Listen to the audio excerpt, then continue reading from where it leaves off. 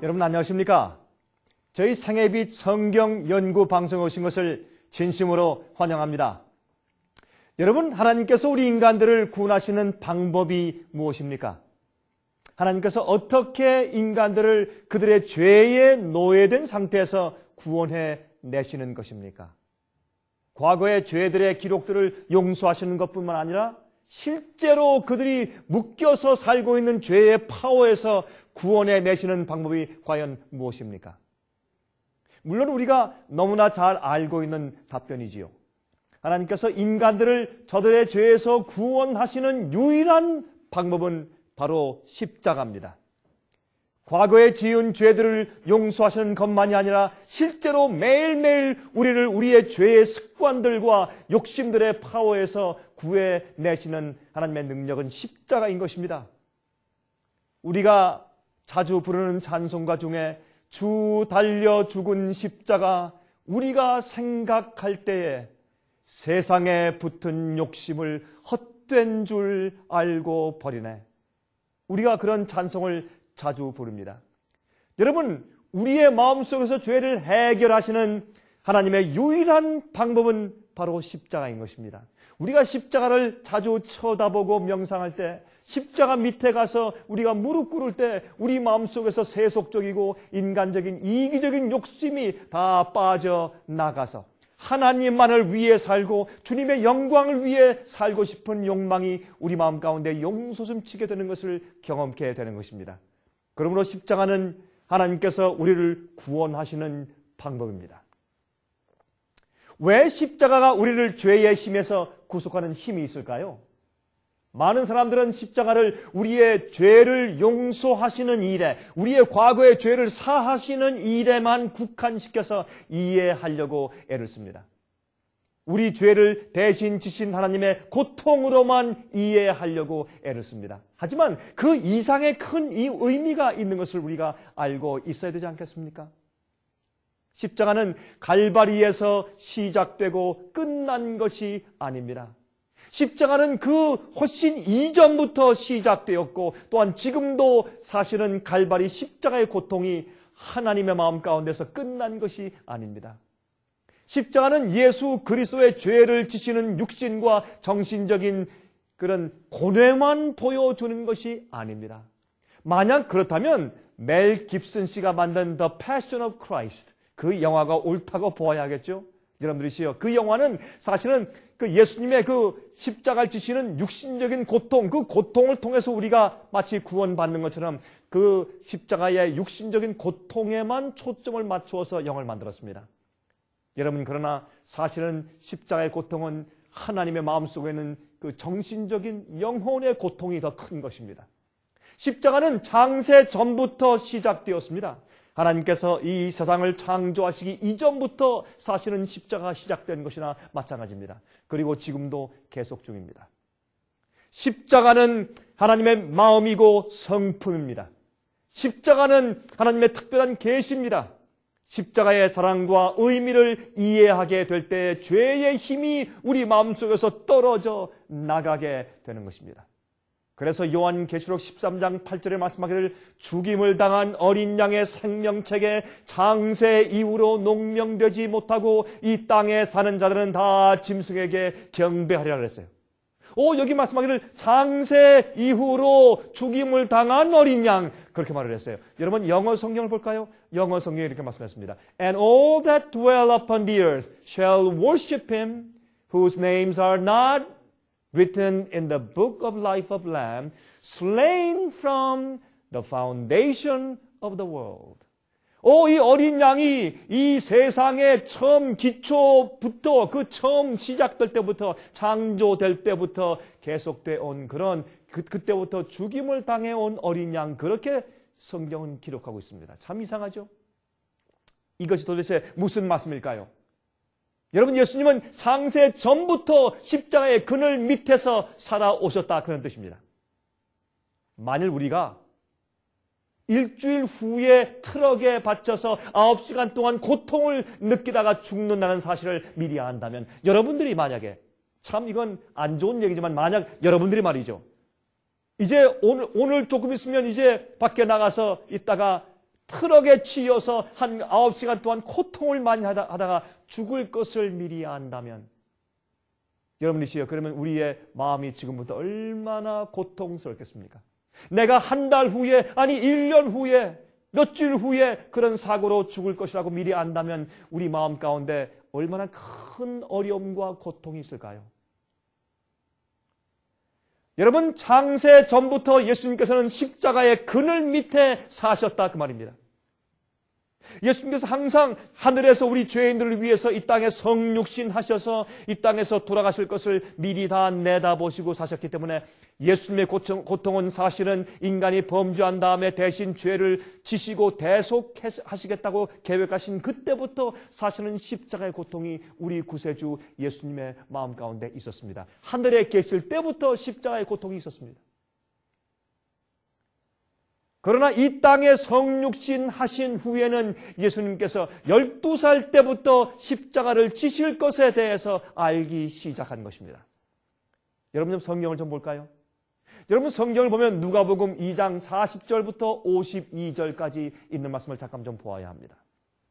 여러분 누가복음 2장 40절부터 52절까지 있는 말씀 보면 이렇게 말씀을 되어 있습니다. 40절부터입니다. 아기가 자라며 강하여지고 지혜가 충족하며 하나님의 은혜가 그 위에 있더라.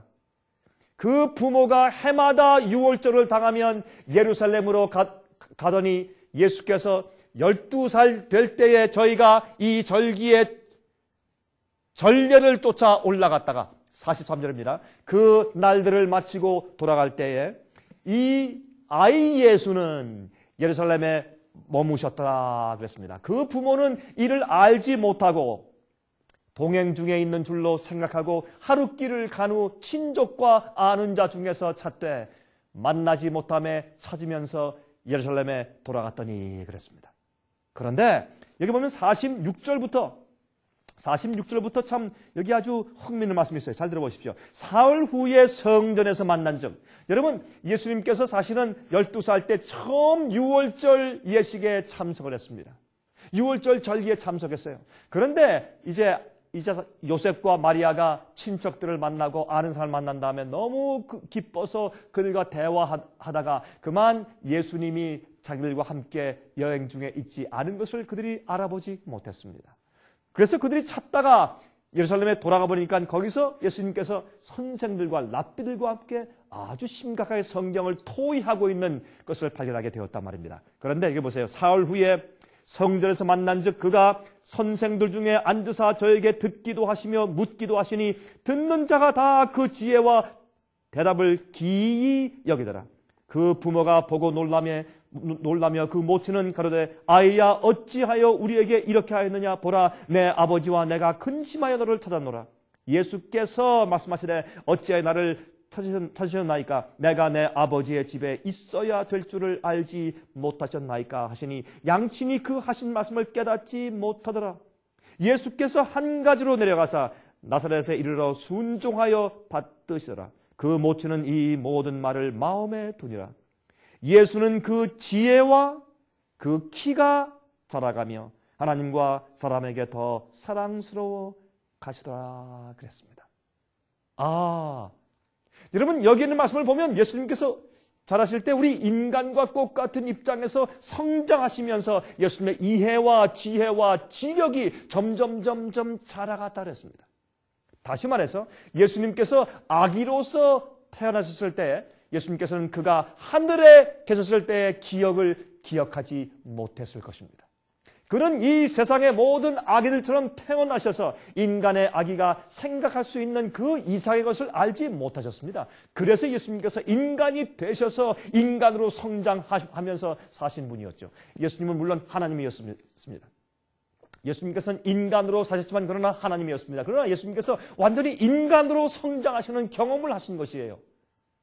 그러므로 예수님께서 아기 때의 어른처럼 생각하신 것이 아닙니다. 그는 목자들의 숭배를 깨닫지 못하였으며 동방 박사들이 와서 방문하는 것을 예수님께서 알지 못했습니다. 큰 도시에 가보았던 운 좋은 아이처럼 시골 산 동네에 사는 친구들에게 하늘에서 천사들의 사령관이었던 때를 자기 친구들에게 예수님께서 설명해 줄 수가 없었을 것입니다. 예수님께서도 다른 모든 아이들처럼 우리가 배웠던 방식으로 지식을 습득하면서 성장하셨습니다. 예수님께서 어릴 때 말이죠. 저기 하늘의 독수리를 보고 이렇게 말했을 것입니다. 어머니, 엄마, 저거 뭐예요? 아, 저거 독수리야. 참 멋있지? 하나님께서 우리를 위해서 저렇게 아름다운 그런 새를 만들어 주셨단다. 예수님께서 그 독수리를 만드신 창조주가 아닙니까? 얼마나 놀라운 이야기입니까? 또한 백합화를 보면서 물었을 것입니다. 엄마, 저것이 뭐야? 저게 백합화야. 참 향기가 좋지? 하나님께서 창조하셨어. 이렇게 겸비하게 성육신하신 예수님을 한번 상상해 보시기 바랍니다. 예수에 관한 신비는 바로 그의 태어나심에 있습니다. 신이 하나님께서 인간이 되시고 이 땅에 태어나서 육체적으로 정신적으로 자라나셔야 하시고 죄 없이 사신 것은 큰 신비인 것입니다. 하지만 확실한 것은 그가 태어나실 때 그의 지식에는 어떠한 초자연적인 과거의 기억이 존재하지 않았다는 것입니다. 그는 그 모든 것들을 하늘에 두고 태어나셨습니다. 그래서 빌립보 2장 보시면 그가 하나님과 동등됨을 취할 것으로 여기지 아니하시고 자신을 비워 종의 형체를 취했다. 그렇게 표현했습니다. 여러분, 예수님께서 말이죠. 12살이 되어서 깊은 생각을 할 수 있는 때가 이르렀을 때 그의 마음속에는 장래 일을 형성할 수 있는 어떠한 모형이 세워지게 된 것입니다. 예수께서 유대 나라의 명절이었던 유월절에 참석하였을 때가 12살 때였죠.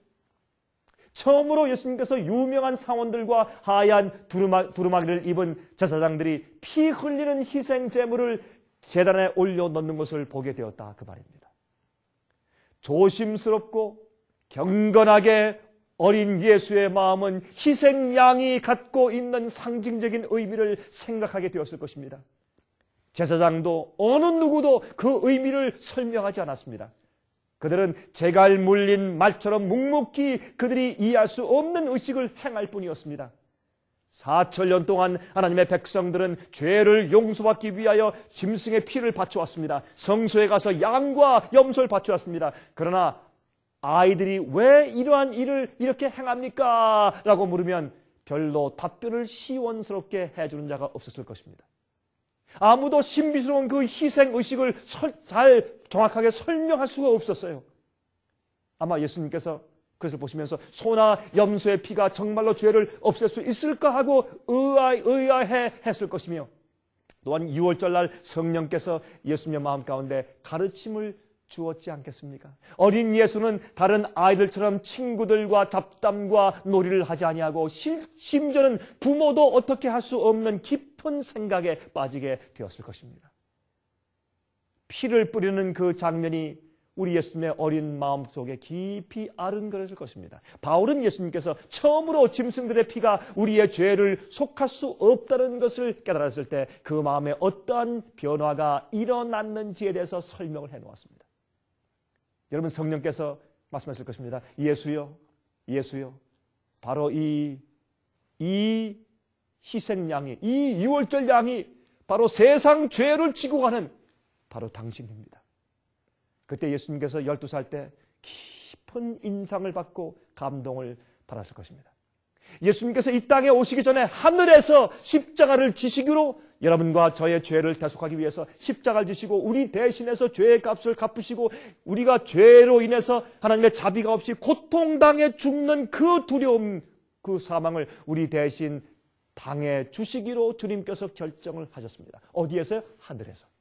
하늘에서 먼저 우리를 위해 십자가 지시기로 먼저 결정을 하셨습니다. 그런데 예수님께서 12살 때 예루살렘에서 그 유월절 양을 보시면서 이제 인간으로서도 무릎을 꿇고 깊은 그런 헌신 가운데서 인간으로서도 우리를 위해서 십자가를 지시는 유월절의 어린 양이 되실 것을 예수님께서 결심을 하신 것입니다.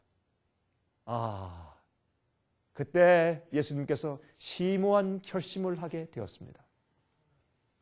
여러분들이시요, 예수님께서는 사실은 하늘에서 우리를 위해서 십자가를 지시기로 결심하신 것 뿐만 아니라 이 땅에 오셔서 사시다가 주님께서 고통 가운데 사시면서 인간의 몸 가운데 사시면서 우리 불쌍한 인간들의 죄를 여러분과 저의 죄를 위해서 대신 죽어주시고 그 죄를 주님께서 가져가시기로 다시 한번 결심을 하신 것입니다. 여러분 성경 히브리 10장 5절부터 7절까지 보시면 다음과 같은 말씀이 기록되어 있는 것을 볼 수가 있습니다. 히브리서에 있는 말씀 보겠습니다. 히브리서 10장 5절부터 7절까지 다음과 같은 말씀이 기록되어 있습니다. 그러므로 세상에 임하실 때 말씀하시되 하나님이 제사와 예물을 원치 아니하시고 오직 나를 위하여 한 몸을 예비하셨도다. 전체로 번제함과 속죄제는 기뻐하지 아니하시나니 이에 내가 말하기를 하나님이여 보시옵소서 두루마리 책에 나를 가리켜 기록한 것과 같이 하나님의 뜻을 행하러 왔나이다. 그렇게 기록을 했어요. 바로 이것이 예수님께서 십자가로 나아가실 때 하신 예수님의 간증이었습니다. 사도 바울은 그렇게 기록을 했어요. 하나님 아버지의 뜻을 자기의 생에 받아들이는 것을 말하는 것이에요. 여러분 이 히브리서 10장 5절부터 7절을 현대말로 바꾸어서 읽어본다면 이렇게 우리가 읽을 수가 있겠습니다. 아버지여, 당신에게는 이러한 짐승의 피가 필요 없습니다. 아버지시여, 당신은 그 안에서 아무런 기쁨을 찾을 수가 없으니 그 이유는 이것들이 어떠한 인간의 죄도 씻을 수가 없기 때문입니다. 하지만 아버지시여, 당신께서 나를 만드셔서 바로 한 몸을 예비하셔서 나를 그곳에 태어나게 해주시고 바로 그 몸이 바로 내 지금 몸인데 바로 내가 인간들의 죄를 위해서 줄 수 있는 그 몸 속에 나를 두시고 또 내가 사람들에게 나눠줄 수 있는 피가 내 몸속에 있습니다. 제가 여기 있나이다 아버지, 내가 준비된 채로 여기 있나이다. 저로 하여금 하나님의 어린 양이 되게 하옵소서. 제가 세상 죄를 위하여 죽겠습니다. 제 피가 속죄의 제물이 되겠나이다. 제가 이사야가 말한 그 고통받는 일꾼입니다. 저로 인간의 죄를 위하여 상처받게 하시고 멍들게 하시고 채찍질 받게 하옵소서. 아버지시여, 당신의 뜻을 따르겠나이다. 이것이 예수께서 이 땅에 사실 때 여러분과 저를 위해서 결심하신 십자가를 지시기 위해서 결심하신 예수님의 선택입니다. 하늘에서 이 지구가 만들어지기 전에 있었던 평화의 협정은 바로 하나님 아버지와 예수님 그 두 분 사이에 있었습니다. 그것이 스가랴서 6장 13절에 있지 않습니까? 아들 예수 그리스도는 자신을 하나님의 어린 양으로 삼아서 세상의 죄를 씻기로 하였지만 예수께서는 이 세상이 있기 전에 하나님 아버지와 하신 그 계약을 이 땅에 계실 때 기억해 내줄 수가 없었습니다. 하지만 예수의 죄로 더럽히지 않은 정결한 마음은 유월절 의식을 통하여서 본 상징들을 조금씩 이해하기 시작했습니다. 성령께서 말씀하실 때 예수의 마음은 성경 말씀으로 가득 차면서 그 말씀이 점점 더 밝게 이해하게 되었을 것입니다. 예수님께서는 어릴 때 성경을 많이 읽고 외우신 분이었습니다. 그때 그 말씀을 따라서 성령께서 예수님을 가르쳐 주신 것입니다. 예수님께서는 이것은 모두 상징이지 라고 생각하면서 무죄하고 순결하고 거룩하고 깨끗한 누군가가 하나님의 어린 양으로서 죽임을 당하여야 잃어버린 인류를 대속할 수 있는 것을 깨닫게 되었습니다. 이렇게 의미 없이 계속되고 있는 무의미한 의식은, 이 성전 봉사 의식은 이제 극적인 마지막을 맞게 함으로 의식의 실제적인 의미가 거룩한 실제 희생으로 나타나야 한다. 이 성전 봉사 제도가 전부 다 상징인데 이 상징이 실제 양이 와서 실제 희생 대속 제물이 와서 바로 실제 그 희생이 제물이 치루어져야 된다는 사실을 예수님께서 이해하게 된 것입니다. 이것은 이스라엘의 박사들과 제사장들이 수천 년간의 의식을 통하여서도 깨닫지 못했던 것이었습니다. 그들은 왕으로 오실 어떤 권세를 가지신 그런 왕이 오실 것으로 그들은 메시아를 기다렸습니다. 우리 죄를 위해 십자가를 지실 대속주를 기다린 것이 아니었습니다. 하지만 지금 사람들이 셀 수 없이 많이 보았던 상징을 단지 한 번 봄으로 12살짜리 어린 예수는 그 의미의 중심을 이해하게 된 것입니다. 그는 영원 전에 하늘에 계셨을 때 결정을 하셨습니다. 십자가를 지실 것을 결정을 했는데 12살 때 다시 우리 인간들의 죄를 위해서 십자가를 지실 것을 선택하신 것입니다. 우리가 성경을 연구하는 이유도 바로 이 같은 의미를 가지고 있는 것이 아니겠습니까? 성령의 가르침을 받기 위한 것이 아닙니까? 우리는 성경 말씀을 펴니다. 그 속에 있는 상징들과 모든 진리를 읽습니다. 연구합니다. 그때 성경 말씀을 기록하신 똑같은 성령께서 우리 마음 가운데 속삭이시면서 이 성경 말씀에 있는 진리와 그 상징들을 이해토록 해야 할 것입니다. 이것이 바로 성경 말씀을 연구하는 참된 태도입니다. 그런데 우리는 말씀을 읽고 성령의 음성을 듣는데도 십자가 지기를 거절하는 것입니다. 여러분들이시여, 구원받을 수 있는 오직 한 길이 있는데 그것은 바로 예수님께서 하신 선택을 우리도 우리 생애 가운데 하는 것입니다. 여러분 아십니까? 두 십자가가 있었습니다. 예수님의 십자가와 또한 여러분과 저의 십자가가 있습니다. 예수님의 십자가와 너와 나의 십자가, 예수께서 지신 십자가와 우리가 져야 할 십자가가 있는 것입니다. 여러분 기억하십시오. 항상 우리에게 두 가지 십자가가 있습니다. 우리의 거룩한 모본께서 예수님께서 보여주신 그 십자가는 우리가 우리의 십자가를 지기에 쉽게 하십니다. 주님의 십자가를 이해함으로써 우리는 우리 자신의 십자가를 발견할 수 있고 또한 기쁨으로 이것을 지게 하는 힘을 얻을 수가 있는 것입니다. 나의 죄를 위해서 그 엄청난 고난과 영혼의 고뇌의 십자가를 지신 예수님을 보면서 우리의 죄를 용서하시기 위해서 당신 자신을 버리신 그 희생을 보면서 우리도 우리에게 지어지는 십자가를 질 그런 용기와 힘이 생기게 되는 것입니다. 예수님께서 못 박힌 손으로 자신의 눈을 가리울 수 없음을 아시고 하나님 아버지께서는 이 어두움을 보내어서 십자가를 싸셨습니다. 그래서 군중들로부터 그의 얼굴을 가리셨습니다. 숨기셨습니다. 얼마나 잔인한 인간들이었습니까? 또한 얼마나 자비로운 하나님이십니까? 아들의 마지막 고통을 숨기시는 그 자상한 사랑, 천사들조차도 보기를 허락지 않았던 그리스도의 고통의 마지막 장면들 말이죠. 천사도 볼 수 없도록 그 예수님의 고뇌, 우리 죄를 대신 지시는 고뇌를 하나님 아버지께서 먹구름으로 가리셨습니다. 영원한 죽음에서 우리를 구하시기 위해서, 그래서 그 주님의 얼굴에 있던 그 두려움을 끝까지 보이지 않게 하신 아버지의 동정. 하지만 마지막 결정의 모습을 사람들로부터 숨기우신 아버지 하나님의 사랑은 하늘의 법과 구속과 사랑의 원칙을 온 세상에 전하고 있었습니다. 아들을 포기하고 아들을 주신 사랑. 예수님께서 이 땅에 계실 때 범죄했더라면 예수님은 구세주가 될 수가 없었을 것입니다.